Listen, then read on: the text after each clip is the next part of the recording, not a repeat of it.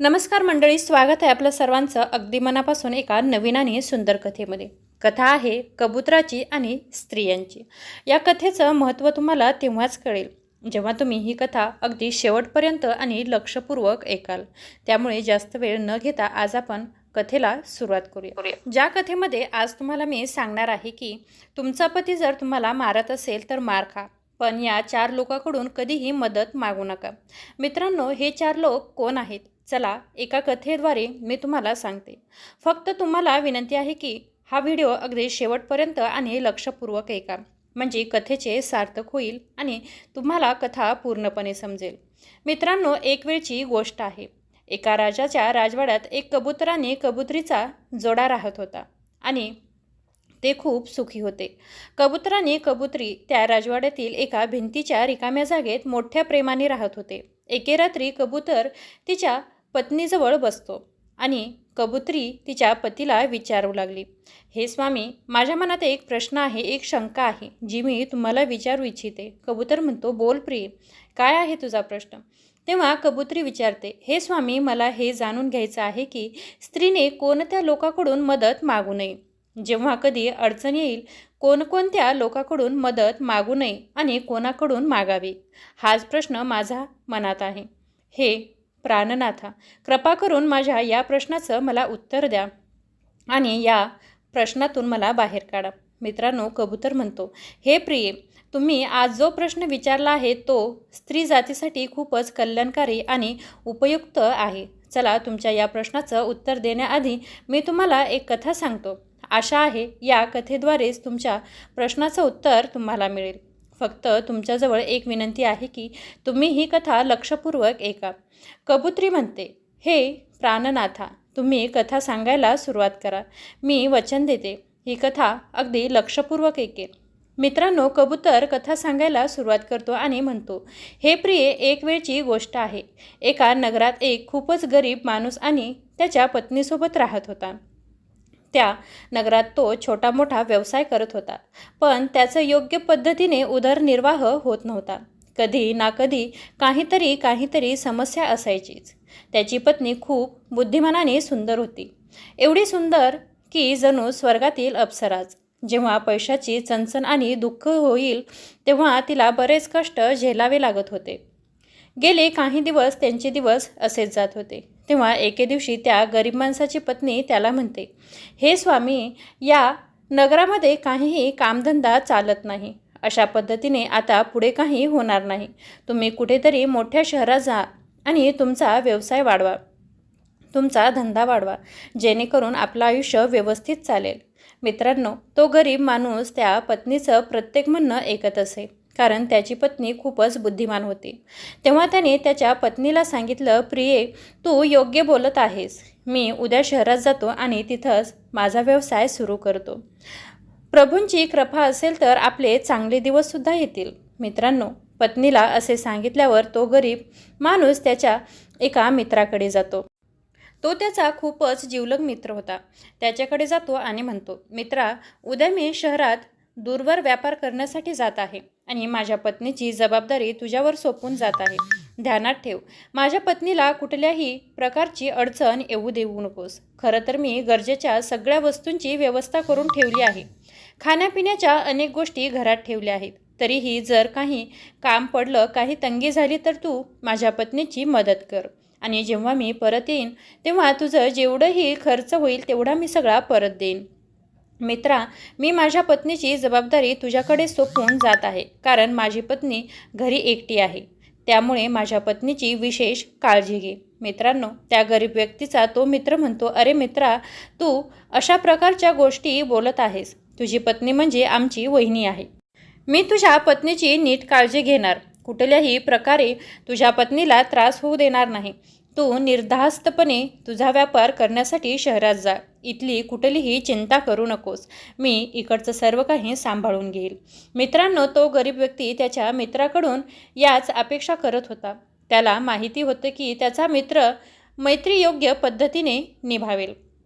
त्यानंतर तो घरी परत येतो आणि सगळी गोष्ट पत्नीला समजावून सांगतो की जर तुला कुठलीही अडचण आली तर मी माझ्या मित्राला सांगून ठेवलं आहे. तुला कुठलीही समस्या होणार नाही. रात्र होते तेव्हा तो पत्नीबरोबर झोपतो आणि जेव्हा सकाळ होते तेव्हा दिनचर्येची सर्व कामं उरकून पत्नीला सांगतो, आता आमच्यासाठी काहीतरी खाण्यापिण्यासाठी सामान तयार करून दे, जेणेकरून पुढे भूक लागली तरी आम्ही कुठेतरी ते दिलेले अन्न खाऊन घेऊ. मित्रांनो, पत्नी स्वयंपाक करते आणि पतीला जेवण खाऊ घालून आणि थोडेफार जेवण पॅक करून देते. पत्नीची आज्ञा घेऊन तो गरीब माणूस व्यापार करण्यासाठी शहरात निघून जातो. इकडे मित्रांनो, जो त्याचा जिवलग मित्र होता त्याने आता गरीब माणसाच्या घरी ये-जा सुरू केली आणि त्याच मित्राच्या पत्नीला प्रत्येक कामामध्ये मदत करू लागला. तिला दिलासा देऊ लागला, तुम्ही कोणत्याच गोष्टीची चिंता करू नका, मी आहे ना, तुम्हाला कुठल्याही प्रकारची अडचण येऊ देणार नाही, कारण तुम्ही आमच्या खूप जिवलग मित्राच्या पत्नी आहात. अशा प्रकारे तो रोज येत असे आणि मित्राच्या पत्नीशी जवळीक साधण्याचा प्रयत्न करत असे. पण ती पतिव्रता स्त्री जी दिसायला फार सुंदर होती, तिला हे माहिती नव्हतं की तिच्या पतीचा मित्र भ्रष्ट आहे आणि तिला वाईट नजरेनं पाहत आहे. अशा प्रकारे काही दिवस गेले. एके दिवशी त्या गरीब माणसाचा मित्र त्याच्या मित्राच्या पत्नीला म्हणू लागला, तुम्हाला ईश्वराने खूपच सुंदर बनवलं आहे, तुम्ही जणू काही अप्सराच दिसता, तुमच्याशिवाय आम्हाला कुणीही सुंदर दिसत नाही. मी तुमच्यावर पूर्णपणे मोहित झालो आहे आणि मी इच्छितो की जसे तुम्ही तुमच्या पतीसोबत रात्री झोपता आणि रात्र घालवता तसंच तुम्ही आमच्यासोबत रात्र शरण करावे. मित्रांनो, जेव्हा त्या गरीब माणसाच्या पत्नीने हे ऐकलं की माझ्या नवऱ्याच्या मित्राने काय बोललं, तेव्हा तिच्या पायाखालची जमीनच सरकली. तिला खूप राग आला आणि ती म्हणाली, खबरदार, जर पुन्हा आमच्या घरी आलात तर हा पाऊलसुद्धा टाकायचं नाही. हा माझा शेवटचा शब्द आहे. तर आमच्यापेक्षा वाईट कोणीच नसेल. तुमची इतकी हिंमत, अरे मी तुमच्या मित्राची पत्नी आहे आणि तुमची हिंमत कशी झाली माझ्याकडे वाईट नजरेने पाहताना? ही कशी निर्लज्जता आहे तुमच्यामध्ये? आमच्यासोबत दुर्विचार करायचा प्रयत्न करत आहेत तुम्ही. जर पुन्हा आमच्या घरी आलास तर मी तुझ्यासाठी चांगलं होणार नाही. मित्रांनो, त्या गरीब माणसाच्या मित्राच्या अहंकाराला खूप मोठा धक्का बसला आणि तो लगेचच त्याच्या घरी निघून गेला. इकडे मित्रांनो, काही काळानंतर जेव्हा तो गरीब व्यक्ती घरी परततो तेव्हा त्याची पत्नी त्याच्या येण्याच्या आनंदात असते आणि त्याचं खूप आनंदाने स्वागतसुद्धा करते, त्याचा आदर करते. इकडे तो माणूस त्याच्या पत्नीला म्हणतो की तू भोजन तयार कर, तोपर्यंत मी माझ्या मित्राला भेटून येतो. त्या स्त्रीचा पती त्यांच्या मित्राकडे जातो. मित्र त्याचा खूप आदर करतो, त्याला बसवतो आणि त्यानंतर त्याच्या पत्नीबद्दल दोषारोप लावायला सुरुवात करतो आणि म्हणतो, अरे मित्रा, तू व्यापार करण्यासाठी शहरात काय गेला? तुझी पत्नी तर खूपच पापी आहे, ती खूपच दुष्ट बाई आहे, भ्रष्ट आहे, चारित्र्यहीन स्त्री आहे. अरे, तुझ्या जाण्यानंतर जेव्हा मी तुझ्या घरी जायचो तुझ्या पत्नीच्या काहीतरी समस्याचं समाधान करण्यासाठी, तेव्हा तुझी पत्नी असं म्हणायची की माझ्यासोबत रात्री झोपा, माझ्यासोबत एकाच बिछाण्यावर रात्र घालवा, आणि जेव्हा मी असं करण्यास नकार दिला तेव्हा तुझ्या पत्नीने मला घरातून बेइज्जत करून हाकलून दिलं. अरे मित्रा, मला काय माहिती होतं की जशी तुझी पत्नी सुंदर आहे तसेच तिचं चरित्र खूपच घाण आहे, ती एक निर्लज्ज बाई आहे. मित्रांनो, त्याच्या पत्नीबद्दल दोषारोप करताना जेव्हा तो गरीब व्यक्ती त्याच्या मित्राचे हे शब्द ऐकतो तेव्हा त्याला खूपच राग येतो. त्याने त्याच्या मित्राला काहीही सांगितले नाही. जेव्हा संध्याकाळ होते आणि तो घरी येतो तेव्हा त्याची पत्नी जेवण घेऊन येते. तो जेवण करतो पण त्याच्या पत्नीशी नीट सम्येड बोलत नाही आणि जेवण केल्यानंतर तो त्याच्या बिछाण्यावर झोपायला जातो. त्याची पत्नी खूपच बुद्धिमान होती. तिला हे समजलं होतं की त्या मित्रानेच काहीतरी भरवलं आहे, की त्या मित्राने नक्कीच काहीतरी चुकीचं सांगितलं आहे. पण तिने विचारलं नाही की तुमच्या मित्राने माझ्याबद्दल तुम्हाला काय सांगितलं आहे. ती आपल्या पतीच्या पायाजवळ जाऊन बसली आणि पायाची मालिश करते आणि त्याच्यासोबतच झोपते. दुसरा दिवस उजळतो पण पतीने तिच्यासोबत बोलणं बंदच केलं होतं. परंतु ती स्त्री नवऱ्याला विचारत नाही की तुम्ही माझ्याशी का बोलत नाहीत. एके रात्री पत्नी विचारते, तुम्ही सध्या खूपच बदललेली दिसत आहात, तुम्ही आता नीट बोलत सुद्धा नाही. इतके दिवस झाले आहेत आपल्यामध्ये दुरावा आहे, तर तुम्ही माझ्यापासून एवढे दूर दूर का राहताय? तुम्ही एवढे गप्प का राहतायत?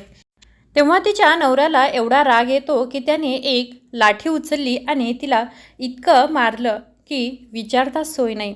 इतका तिला मार दिला की त्याची पत्नी बेशुद्ध होते. त्याने तिला मारलं कारण तो विचार करत होता, मी हिला मारून टाकीन. जेव्हा ती बेशुद्ध झाली तेव्हा त्याला वाटलं की त्याची पत्नी मरून गेली आहे आणि मग तो त्याच रात्री तिथून पळून जातो. तर मित्रांनो, त्याची पत्नी मेली नव्हती. काही वेळानंतर जेव्हा तिला शुद्ध येते तेव्हा ती हळबळते आणि उठून बसते. ती उठते आणि त्या भयानक अंधाऱ्या रात्री घरातून निघते. तिच्या डोळ्यातून अंध अश्रू वाहत होते. चौकडे अंधार पसरलेला होता. ती विवळत विवळत नगरामध्ये जाते. एका मंदिरात जाऊन बसते आणि त्याच मंदिरात जाऊन ती मूर्तीसमोर बसते. ते दुर्गामातेचे मंदिर असते आणि ती दुर्गामातेच्या समोर रडू लागते आणि म्हणते, हे माता, ही माझ्या कोणत्या कर्माची शिक्षा आहे मला? तुम्ही आमची कोणती परीक्षा घेत आहात? आज आमच्या पतीने आम्हाला इतकं मारलं. त्यांनी तर असा विचारच करून टाकला की मला मारलंच होतं, की मला आज संपवलंच होतं. पण मी आज वाचले. आम्हाला आमच्या कोणत्या कर्माची शिक्षा मिळत आहे? अशा प्रकारे ती स्त्री रडत होती आणि विवळत होती. मित्रांनो, त्याच रात्री त्याच वेळेस एक सज्जन माणूस, जो एक शेठ होता, तो त्यांच्या नोकरासोबत तिथे जात असतो. जेव्हा त्याच्या कानात एका स्त्रीच्या विवळण्याचा आवाज येतो तेव्हा तो त्याच्या नोकराला सांगतो, जाऊन बघ, त्या मंदिरात कोणीतरी विवळत आहे का, कोणी संकटात आहे का, जाऊन चौकशी करून ये. नोकर धावत धावत जातो. बघतात की एक स्त्री देवीच्या मूर्तीसमोर रडत आहे. हे ऐकून शेठजी सांगतात, एक स्त्री रडत आहे आणि ती खूप त्रासदायक असते असं दिसत आहे. तेव्हा शेठ मंदिरात जातो आणि त्या स्त्रीला विचारतो, हे तुमचं असे हाल कोणी केले आहे? मित्रांनो, तो माणूस म्हणतो, तुम्हाला माझ्याकडून कोणताही त्रास होणार नाही. सध्या तुम्हाला उपचाराची गरज आहे. जर तुम्हाला उपचार नाही मिळाले तर तुम्ही मरू शकता. त्यामुळे तुमच्याबद्दल जे काही मला समजून घ्यायचं आहे ते मी तुम्हाला अगदी सविस्तर आणि ते नंतर विचारतो. आधी तुम्हाला उपचार करणे खूप महत्त्वाचे आहे. तो सज्जन व्यक्ती, जो शेठ होता, तो त्या स्त्रीला घेऊन जातो आणि तिचा उपचार करतो. काही दिवसानंतर जेव्हा ती पूर्णपणे बरी होते, स्वस्थ होते, तेव्हा शेठ त्या स्त्रीला विचारतो, आता सांगा, तुमचं हे हाल कोणी केलं? तुम्हाला एवढं कोण मारलं? तुमच्या शरीराची दुर्दशा कोणी केली आहे? आणि तुम्ही कुठल्या गावाच्या रहिवासी आहात? तुम्ही कोण आहात? मला सर्व काही जाणून घ्यायचे आहे. तेव्हा ती स्त्री आपली सर्व कहाणी सांगते. तिची कहाणी ऐकून आणि तिच्या वेदना समजून घेतल्यावर शेठला खूप वाईट वाटतं. शेठ दुःखी होतो आणि म्हणतो, तुम्ही काळजी करू नका. जर तुम्हाला जायचं असेल तर तुम्ही जाऊ शकता आणि जर इथेच राहायचं असेल तर तुम्ही इथेसुद्धा आमच्या घरी राहू शकता. तुमची सर्व काही व्यवस्था होईल. त्या शेठला एक छोटंसं मूल होतं. त्याची पत्नीही मेली होती. त्या गरीब माणसाच्या पत्नीने म्हटलं, भाऊ, आता मी कुठं जाणार? माझ्या पतीने मला मारून पळवून काढलं आहे. मी कोणत्या आधारावर राहू? या जगात आता माझं कुणीच नाही. मी तुमच्या घरी राहू इच्छिते. मित्रांनो, तेव्हा सज्जन व्यक्ती म्हणतो, ठीक आहे, जर तुम्हाला आमच्या घरी राहायचं असेल तर हे आमचं छोटंसं मूल आहे. आमची पत्नी मेली आहे आणि त्यामुळे तुम्ही या मुलाचे पालनपोषण करा, याचं संगोपन करा. हीच तुमची जबाबदारी आहे आणि हाच तुमचा कामधंदा आहे.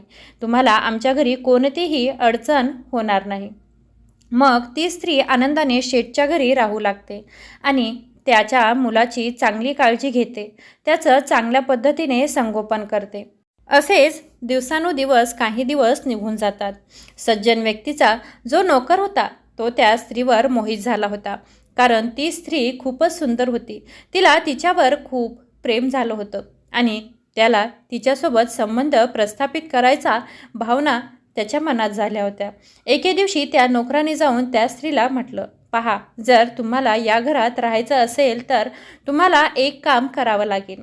स्त्रीने विचारलं, सांगा भाऊ, काय काम करावं लागेल? तेव्हा नोकर म्हणतो, तुला रोज रात्री आमच्यासोबत बिछाण्यावर झोपावं लागेल. ती स्त्री म्हणते, तुम्ही जरी आमच्या सुंदरतेवर मोहित झाला असाल तरी तुम्ही ते विचार करत आहात.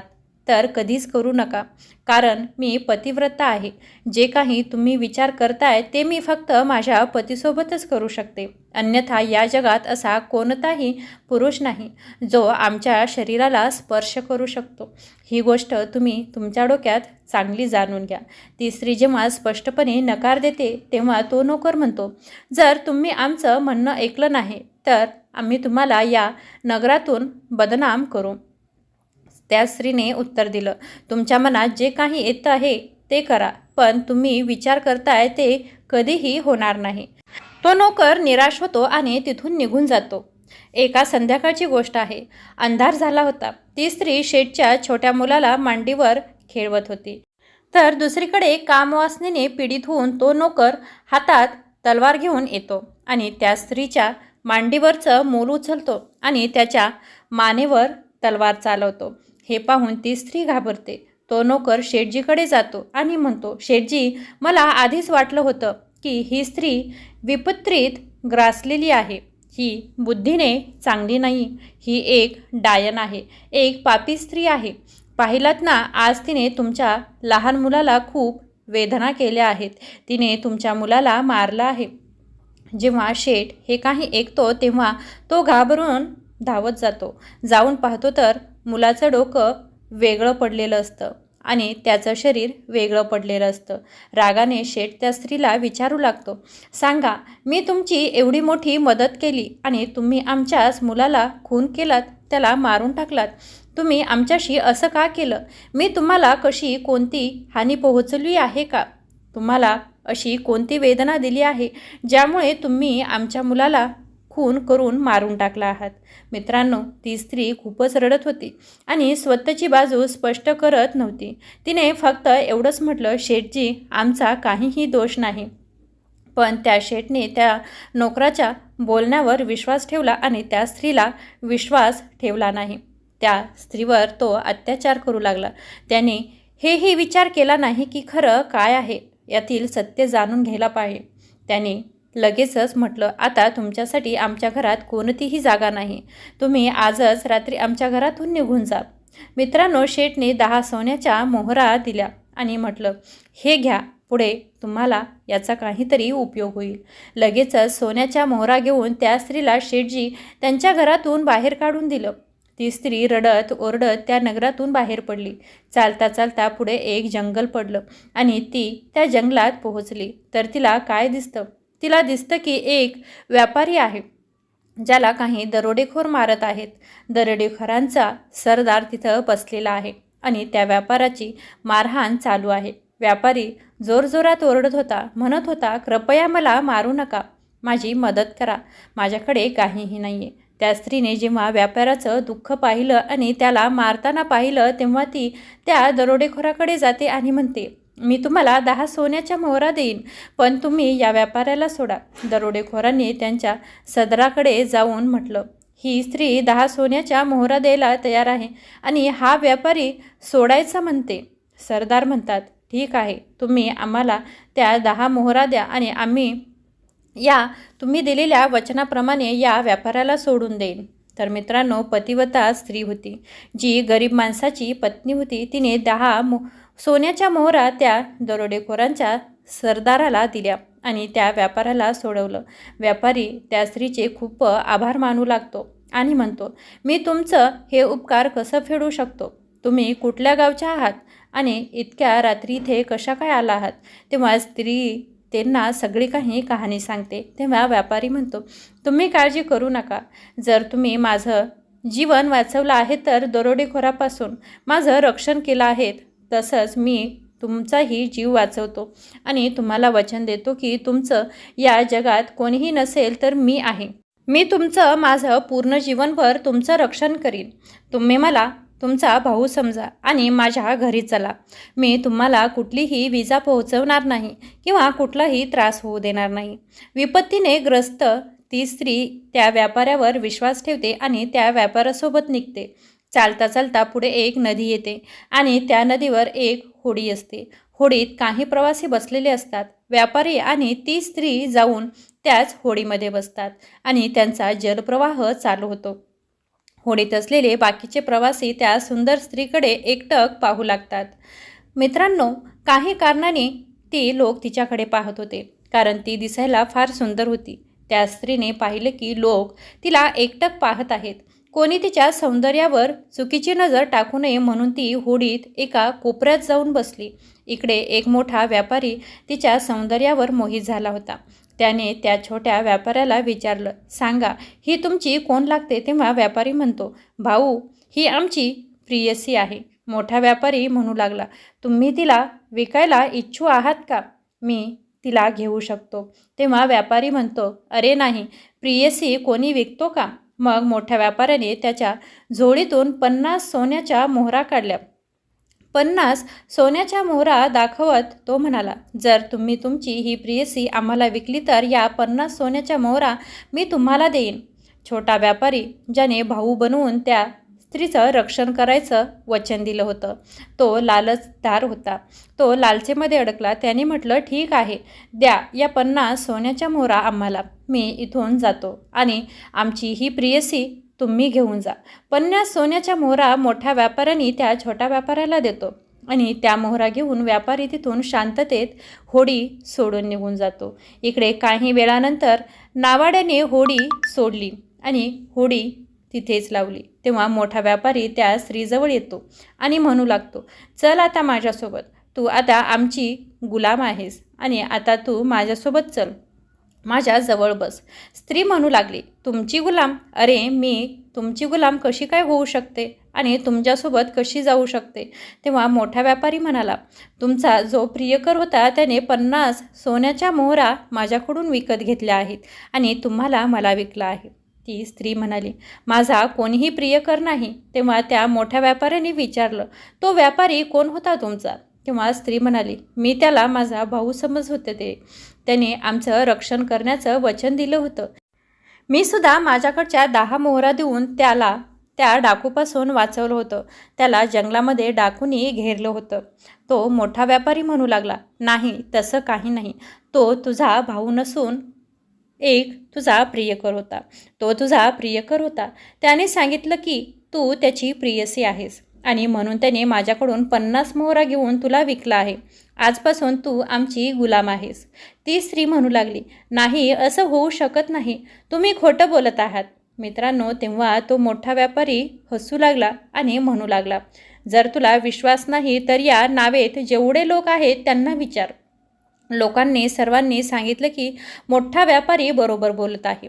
तुझ्या त्या प्रियकराने आमच्यासमोर 50 मोहरा घेतल्या आणि तुला विकला आहे. मित्रांनो, हे ऐकून त्या पतिव्रती स्त्रीच्या पायाखालची जमीनच सरकली. ती मोठमोठ्याने ओरडू लागली आणि रडू लागली. तिने पुन्हा देवाचा धावा केला आणि म्हणाली, हे प्रभू, आता तुझ्याशिवाय आमच्या धर्माचं रक्षण कसं होणार? मी हे काही करू शकत नाही. मी किती वेळापर्यंत माझ्या धर्माचं रक्षण करू? जिथे जाते तिथे सगळेच आमच्या सौंदर्याकडे पाहून आमच्या धर्माला लुटायला तयार होतात. आमच्या पतिव्रता धर्माला नष्ट करायला उचलतात आणि उत्फुल्ल होतात. का असं होतं? हे प्रभू, आज आम्हाला या राक्षसापासून वाचवा. तुझ्याशिवाय आम्हाला कोणी वाचवू शकत नाही. नाहीतर आज आमचा पतिव्रता धर्म नष्ट होईल. मी तुम्हाला विनंती करते. ती हात जोडून ओरडू लागली. तिने जेव्हा देवाला ही विनवणी केली तेव्हा तिची प्रार्थना देवाने ऐकली आणि तेवढ्यातच एक पाण्याची मोठी लाट येते आणि त्याच पाण्याच्या लाटेत तो होडी उडाला आणि ती होडी उलटी झाली आणि ती बुडाली. सगळे लोक बुडायला लागले.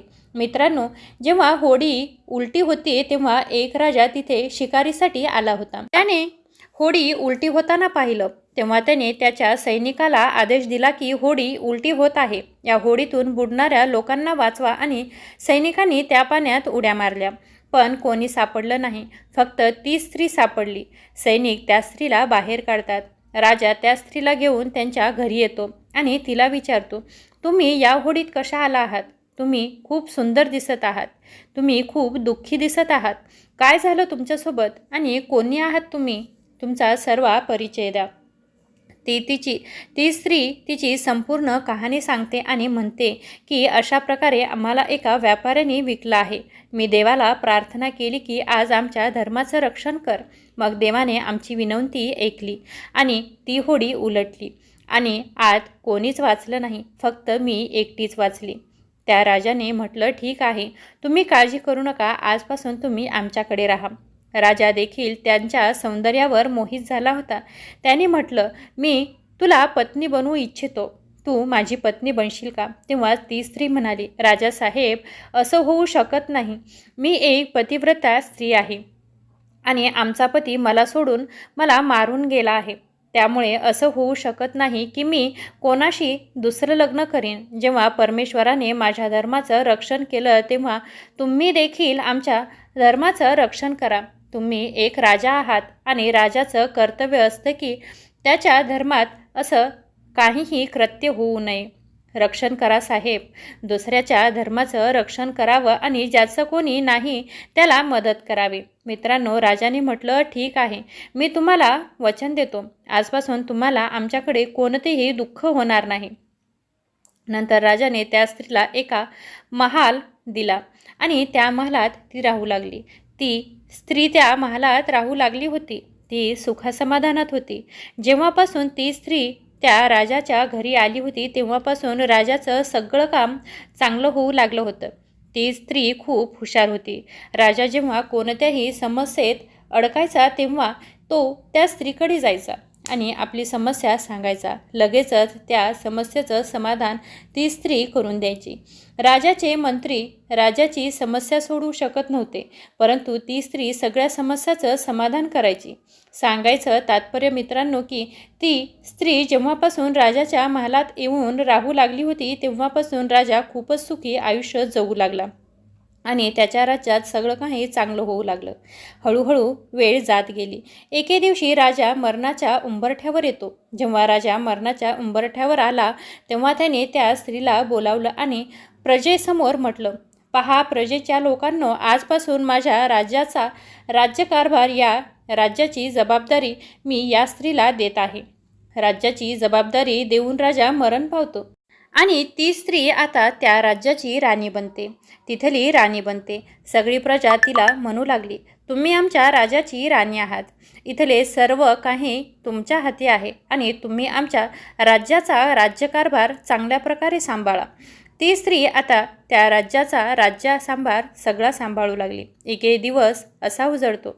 एक दिवस असं होतं की तिने तिच्या मंत्री आणि सभासदांना बोलावून घोषणा केली की, हे प्रजाजन, आता इथून तुम्ही जा आणि जेवढे शेजारचे नगर आहेत तिथल्या सर्व लोकांना आमच्या दरबारात बोलावलं जावं. तसंच झालं. सैनिक शेजारच्या नगरात जातात. सगळ्यांना कळवतात की उद्या आमच्या दरबारात सर्व लोकांना येण्याचं आमंत्रण आहे. आमच्या राज्याच्या राणीने तुमच्यासाठी बोलावणं पाठवलं आहे, तरी सर्वांनी उद्या हजर राहावे. दुसरा दिवस येतो तर शेजारच्या नगरातील जेवढे लोक होते तिथले सर्व लोक त्या नगरात येतात.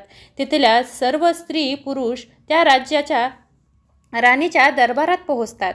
तिथे त्यांना सर्व काही अगदी प्रसन्न वाटते. तिथे त्यांचा नवरा देखील येतो आणि त्या नवऱ्याचा मित्र देखील येतो आणि तो शेठसुद्धा तिथेच होता.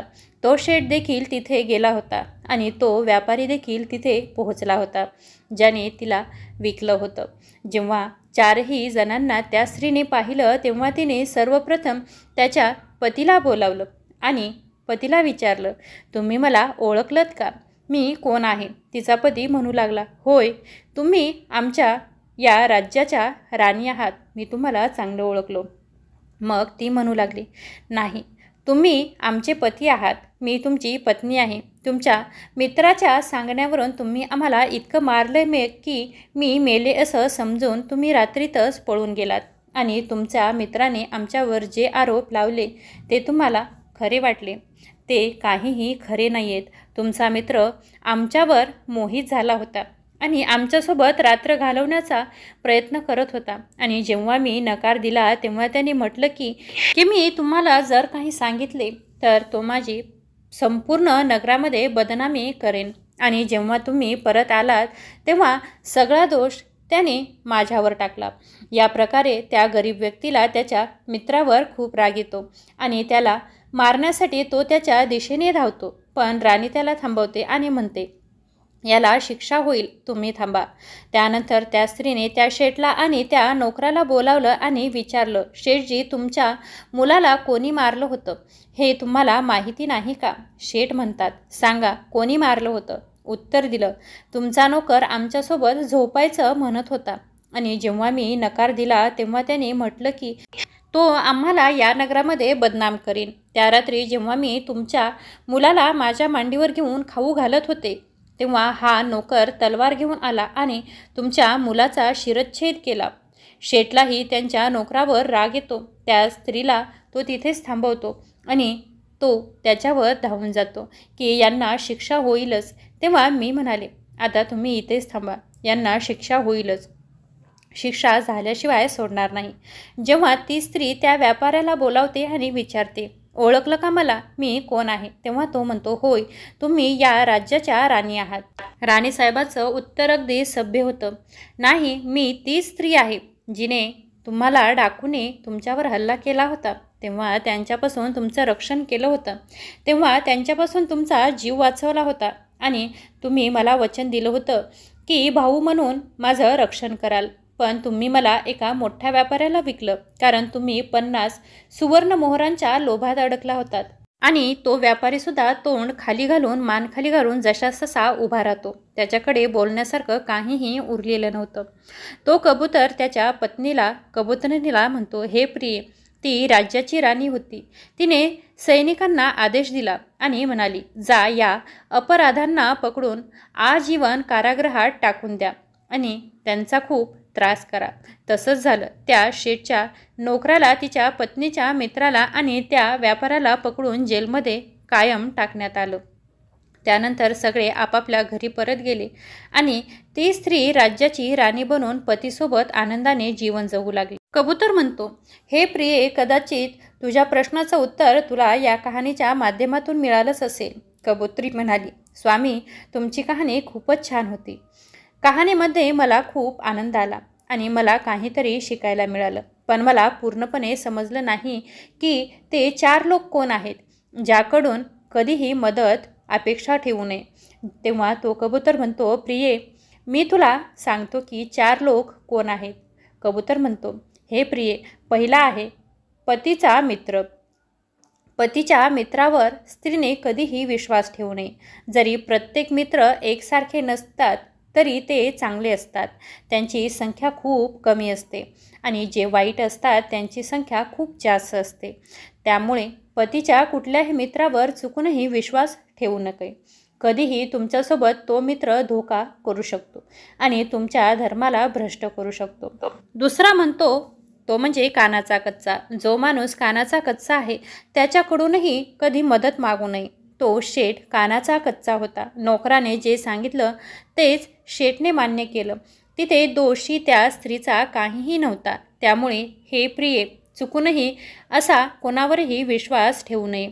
कानाचा कच्चा माणूस असेल त्याच्याकडून मदत मागू नये, कारण तोही तुमची मदत करण्याऐवजी तुमच्यासोबत धोका करू शकतो. तिसरा, विश्वासघात. अविश्वसनीय माणूस. जो माणूस विश्वासघात असेल तो माणूस अविश्वसनीय असेल. त्याच्याकडूनही कधीही चुकून विश्वास ठेवू नये, कारण त्या व्यापाऱ्याने विश्वासघात केला. जे वचन दिले ते त्याने निभावलं नाही. त्यामुळे जो विश्वासपात्र नाही, जो विश्वासघाती आहे, त्याच्याकडूनही चुकूनही मदत मागू नये, कारण जर त्याने मदत केली तर तोही कधी ना कधी तुमच्यासोबत विश्वासघात नक्कीच करेल. चौथा, हे प्रिये, चौथा माणूस असा आहे जो लोभी आणि लाचारी. लोभी लाचारी माणसाकडून कधीही मदतीची अपेक्षा करू नये, कारण तो व्यापारी लोभात फसला, लाचारात फसला आणि त्याने तिचं रक्षण करण्याऐवजी तिला विकलं. हे प्रिये, जो माणूस लोभी आहे, लाचारी आहे, अशा माणसाकडून कधीही मदत मागू नका. ह्या स्वभावाची 4 लोक खूप घातक असतात. प्रिये, तुला तुझ्या प्रश्नाचं उत्तर मिळालंच असेल. असं बोलून कबुतराने कबुतरिणीचं सगळं काही समर्थन केलं. मित्रांनो, आजची कथा कशी वाटली कमेंटद्वारे नक्की कळवा. आवडली असेल तर चॅनलला लाईक, शेअर आणि सबस्क्राईब करायला विसरू नका. धन्यवाद.